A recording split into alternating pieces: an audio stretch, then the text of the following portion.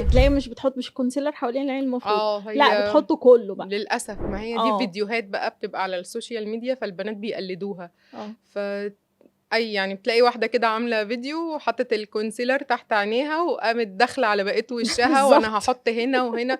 إحنا ممكن عاجباها نعمله، الدرجة. أنا ممكن أعمله عادي لclient بس أنا هاعمله بطريقة يعني أنا هاحطه في الحاجات اللي أنا عايزة أنورها وأبرزها، لكن هُم بيحطوه كfoundation وbase والدنيا وكده في الضياع. فطبعًا لأ ما ينفعش. يعني طب نختار الكونسيلر إزاي؟ ما نختاروش فاتح، نختاره يعني نفس درجتنا.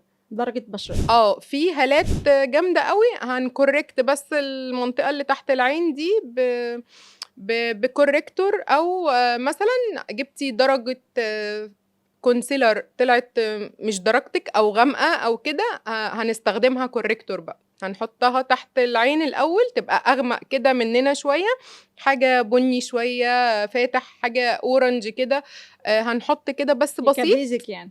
بسيط ونطبطب كده بالbeauty blender نستنى شوية ونحط الconcealer بقى اللي هو الطبيعي بتاعنا. يعني أنا كده باحط 2 القديم إحنا بس الأول اللي هو بنcorrect عشان لو الأغمق. حطِّت اللون اللي هو الفاتح ده على طول هيبقى gray مش هيبقى أيوه حلو. للأسف كتير باشوف كده. ما أنا برضه باشوف كده وبابقى نِفْسي والله أوقّف كل بنت وهي ماشية وأقول لها الطريقة الصحيحة تعمل إيه.